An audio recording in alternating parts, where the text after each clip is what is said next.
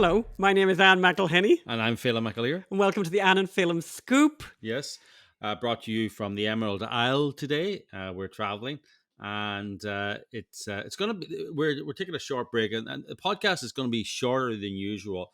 But I don't think it's ever been a more important podcast, and we're deliberately keeping it short because we want to tell you about one thing and one thing in particular, and we have one thing to ask you. This is very, very important. So please listen. So the big news is, right? The big news, well, obviously, is we've launched our true crime podcast about the Gosnell story. It's called Serial Killer, a true crime podcast. Currently, it is the number 12 true crime podcast in the world. Now, true crime is a massive part of the podcast world. It's a massive market. There are millions of people. Number 12 is huge. It's huge. Now this is not like a podcast like this. This is a 6-episode narrative podcast. And basically we have to get it within the top 10. So the podcast, and that's why we're here. I just want to tell you a little bit about the podcast, but we need your help to get into the top 10. Once it gets into the top 10, it becomes a news story. It becomes important. Other people look at it because it's in the top 10. We're already getting some of that. So the podcast is called Serial Killer, a true crime podcast, and it exposes the investigation, arrest, and trial of the Philadelphia abortion doctor, Kermit Gosnell. So we interview the detectives, the prosecutors, the victims, the jury members, and even creepy Gosnell himself in creepy prison interviews. And it's narrated by me. And to give you an idea of kind of what it sounds like, just to give you an idea, here's the promo. Have a listen to this. The trailer. It'll give you a sense of what this will sound like. My name is Anne McElhenney, and I'm an investigative journalist. I've never covered a story like the case of Philadelphia's Dr. Kermit Baron Gosnell. I thought that I was among the most qualified and highest skilled provider. And to realize what it was he was doing and how horrific it was. It was a mill. It was a murder mill. The night they came for me, no one told me. I just took to Twitter. I would look at a reporter and I would ask them personally, why have you not covered the Kermit Gosnell story? I mean, I think you did take a photograph at one stage, didn't you, Adrian? Yes, I did. I took a photograph. Was that the baby boy? Yes. It's the most upsetting case I ever worked on. I never had a case that bothered me as much as this. Please subscribe for free on your podcast app and sign up for our email list at serialkillerpod.com. So you heard it there, right? So, we hear from the detectives, we hear from the crime scene investigators, from victims.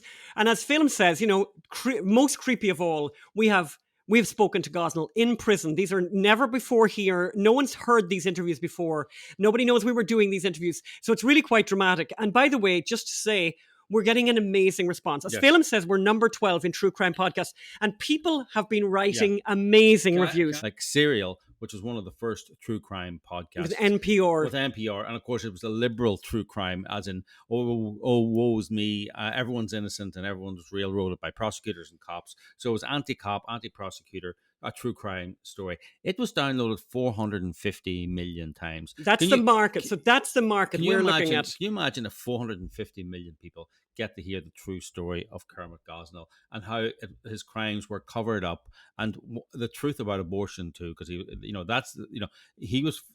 the prosecution were forced to tell the truth about abortion to show what Gosnell was doing wrong. And for us, that was a very significant part of why we made this podcast. But let's hear some of the reviews, so we need you to go on to the podcast app and leave reviews and a rating. There's two things, right? So there's a star rating. Obviously, we're looking for 5 stars from you.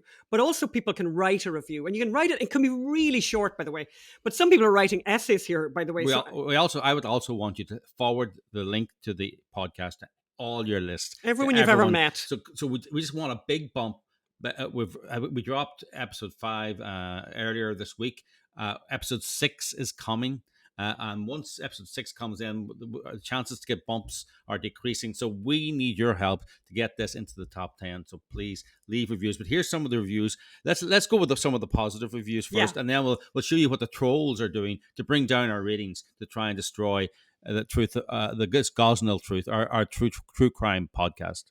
So, somebody's written here, very eye-opening and well done. As hard as it was to listen to this series, I'm so glad it was done. The next person wrote the interview, that wrote the review. Fantastic. This is an outstanding account of an unbelievable true story. It's riveting and very well done. How can something like this happen in the United States? Another one. Another person, Dr. Kermit Gosnell's trial. Vitally important story, brilliantly done. I've listened through episode 3. Amazingly, excitingly, and fascinating crime story because of how it unfolds. Another person, riveting and fascinating, eye-opening. Oh my God, somebody else says. Brilliant, so well done. Somebody else wrote, serial podcast review. I convinced my 20-something-year-old son to listen to this series after stating that it doesn't paint the murderer in a positive light. Anyway, he is listening to it. Let's go in and look at that, what the full review says. He told me that many of these serial murder podcasts do just that they paint the serial killer in a positive light. And it's made him skeptical to listen to a new one. I'll keep you posted as to what he thinks of this one. Anyway, meanwhile, his mother thinks it's terrific and very compelling. Can I just tell people, so for those who don't know what a true crime podcast is, it's you heard there the trailer. It's really a narrative story. Over 6 episodes. It's not like this kind of podcast where the two of us are talking in front of a microphone, or like Ben Shapiro talking in front of a microphone. It's more dramatic. This is a dramatic. crafted story using sound effects, using actual interviews. So, for example, when we're talking about the arrest of Gosnell, we have the arrest of Gosnell from the investigating officer side to to Gosnell himself. How did it feel like? But people, so again, loads and loads, sad, amazing podcast. This was an amazing podcast, very well researched, very sad. Definitely needs to be out there. Another person has written, stunned. I've listened to a lot of true crime over the years, but this story has to be one of the most gut-wrenching. Another one, horrifying. Somebody else wrote, interesting investigation. Found that, whatever. Sobering info, must listen. Well done, excellent, well written, well produced. Heartbreaking and horrifying. It goes on and on like that. Yes. But as Phelan said, what's happened, and this happens to people like ourselves, we have these, pro-abortion activists who are like extremists who want to destroy what we've done. We spent a year producing this show, and it really is, everyone, by the way, is saying that the production values are extraordinary, and we did spend an enormous amount of time and effort to make it great. I mean, we talked to you on this podcast over and over and said, big news, we're working on a secret project. You probably remember that over and over again.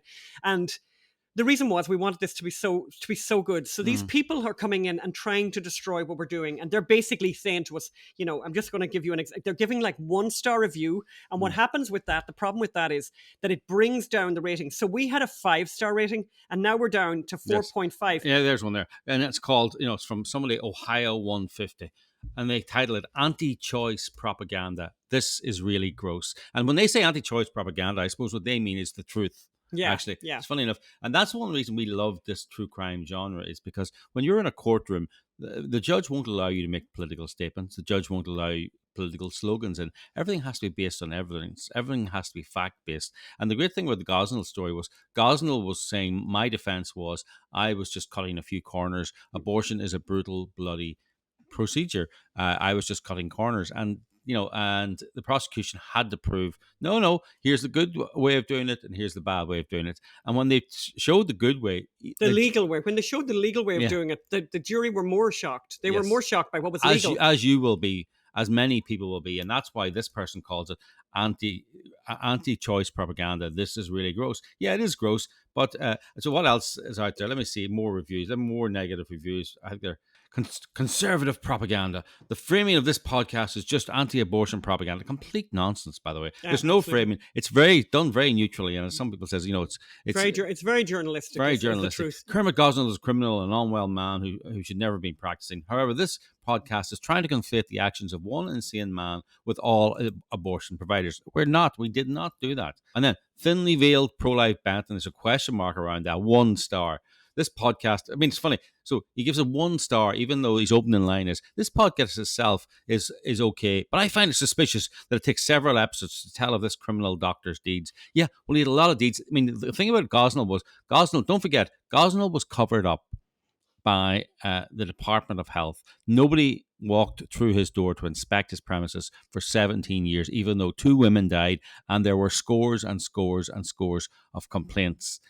So that was covered up. Then the case was again covered up when it went to trial. The media refused to cover that, and we covered that in episode 6 of the podcast. That's why it took several episodes, because there was so much going on. This was a man he was the biggest opioid dealer in Pennsylvania. And then they discovered he was also America's biggest serial killer. That's a lot of episodes. In fact, we left a lot out in the podcast. Now, right on. So basically, what you can do to help us because of these trolls, because they're affecting the rating, they're affecting our ability to get to number one. By the way, and there's no reason why we wouldn't, because we started the charts. I think the first day, I think we were at like 197. So now we're down to 12. And by the time you're watching this, it's probably going to be more than that, because we're obviously doing this slightly ahead because it has to be edited. So you can help us crash through the top 10 and actually go to go as far as number one. Can I just say something? And the way that the way people can help Anne McElhinney, who needs help. No, I was going to say that at the end. You might have noticed. Anne has, as you can see, Anne sling. You might have noticed that, like, so you remember last year I broke my clavicle? Yeah, well, believe it or not, I was going into a meeting on whatever day. What was that film? Wednesday evening or Thursday evening, Wednesday evening maybe of last week. And I, 6:30 in the afternoon, it was full bright daylight. I was in a car park in Venice, of course, as you can imagine. And there was basically a hidden hole in the middle of the car park. I went flying. And honestly, I'm actually really lucky to be alive, because I was propelled towards the traffic and I nearly got run over. So I'm just very lucky to be alive. But I've done damage. I don't know how much damage. Hopefully I'm not going to need another surgery. But anyway, it's a bit unfortunate. But you know what? Even as this happens, I'm still feeling very blessed, particularly because of what's happening with the podcast. Mm-hmm. We are so lucky. So that's how you can help Anne. And so what really we need right now is, so if you go to the link where you've found this podcast, we're going to put a link in there. Click on that link. That'll bring you to a place where you can leave a review. It'll also show you how to listen to episodes. But there's other things you can do as well. I mean, you can also go to serialkillerpod.com, serialkillerpod.com, and sign up, and you'll get all of the episodes. By the time you're listening to this, I think all 6 episodes should be available. And we'd ask you to do that. Yeah. So, but anyway, go to the show notes as well, and please leave a review. You'll see lots of negative reviews coming in. It's very, very important. If we can get this into the top 10, it forces the media to cover this story, and it forces. I mean, this is really one of the first conservative-ish, true crime podcasts. It's called Serial Killer, a true crime podcast. It's about the Gosnell story. We're very proud of it, Yeah, we're very proud of it. It shouldn't. It's not pro-life propaganda. It's because it's courtroom transcripts. So much of it is based on courtroom transcripts. I think what's really annoying them that it's the truth that's based on, and that's why the truth annoys them more than propaganda, because they know that the truth hurts. Yeah. And if you think, just when Phelan was saying earlier there about this huge podcast, this massive podcast, the most popular true crime podcast on the planet Earth, which is called Serial, not like ours. Ours is called Serial Killer, a true crime podcast. But the one that was made by NPR was downloaded 450 million times. 450 million times. And great, by the way, good for them, and all of that. But the truth is that Serial, particularly that first season of that, was about one crime, about one terrible, by the way, a girl got murdered, dreadful, and a guy went to prison for it, but it's still involving just the death of one person, which obviously is a huge tragedy. We're talking in our podcast about the deaths of thousands that went very, very unreported, underreported, misreported. And some people are saying, oh, the timing of this is intentional. Guess what? The timing of this is intentional. This is very relevant right now, and it's relevant because there's an enormous amount of lying going on. After Roe got overturned, people are lying. The people who are pro-abortion are lying. They're lying about a load of things. And, I'll just give you a couple of examples of big lies that are out there that I can help you try to answer when you hear them. So one of the big lies is most Americans are in favor of abortion. You get that. You'll hear that a lot. This Roe being overturned is terrible because most Americans are in favor of abortion. Not true. So 71% of Americans do not believe there should be abortion after 15 weeks. Like the vast majority of Americans think there shouldn't be abortion after 15 weeks. And here's what maybe a lot of people don't know as well. Most Americans think that there isn't abortion after 15 weeks, right? Most Americans think, right? However, Roe made it legal to have abortion up to full term. That was the law that was protected by Roe, right? For example, the law in Philadelphia, you could have an abortion up to 24 weeks, 6 months. And it's like, even the prosecutors, I remember, didn't realize that their law in Pennsylvania was that permissive. But Pennsylvania wasn't the craziest. In Kansas, it's up to 9 months. In Colorado, it's up to 9 months. Now in California, it's up to 9 months. In New York, it's up to 9 months. And other places. But the thing is well to understand, and I think this is a really important point, and I think it's, if you're trying to talk to that person in your life who's a very pro-abortion, I think it's really important to point this out. Here's another fact that's really important, because now you've got all these pro-abortion people saying that these, already in America that abortion was very restrictive. Here's the truth about abortion in America. It is incredibly permissive. It has been incredibly permissive, and it is right now very permissive. There are 5 countries in the world that are like America, only 5, including places like North Korea, Bangladesh, and China. That's the club that America is in. And that's a club in which you can have an abortion after 24 weeks and right up to full term. But here's the thing that might be interesting for you to know and really needs to be pointed out to people. America is outside of the norm, like way outside of the norm. 75% of countries on the planet Earth do not have abortion after 12 weeks. 75% of countries. Actually, you were talking earlier, up until June, France was even 12 France. weeks. Even France was 12 weeks. Now, they've moved it to 14 weeks, but there was a picture of Justin Timberlake and his wife going, I'm moving to France. And, and it's like, well, France is pretty restrictive. France is more restrictive than, you were saying, than most states in a lot of states in America. Oh, and by the way, France has laws that are similar to states in America that the Justin Timberlakes of this world would think would be an appalling place to live. So it's kind of interesting how quick, how there's this very, very big thing on the pro-abortion side that Europe is so advanced. Europe is fabulous. Well, actually, you need to have a better look at Europe, by the way, because their laws are actually much, much, much more restrictive than what there is in America. I've made this point for years, by the way, when I became somebody who actually learned the truth about abortion. And it's such an eye-opener when you discover it. And you discover things and you think, there's no way that's true. And that's why we've met people, Phelim, and we've had arguments with them, and they're saying, there's no way that... That's right. No, but the truth is, you can have an abortion for any reason in America up to 9 months. Yes. I mean, it's just bizarre. All over the place. And all over the place. And actually, in the places with the biggest populations. So that's the important point. But anyway, when you're having those arguments, and I know a lot of people are having those arguments, and actually one of the really good things about Roe is that those arguments... those debates are going to happen now. There was no room for those debates before because nothing could be done. Now a lot can be done. There's a big opening now for a big change. So we're going to close the podcast now. One more time, please go on.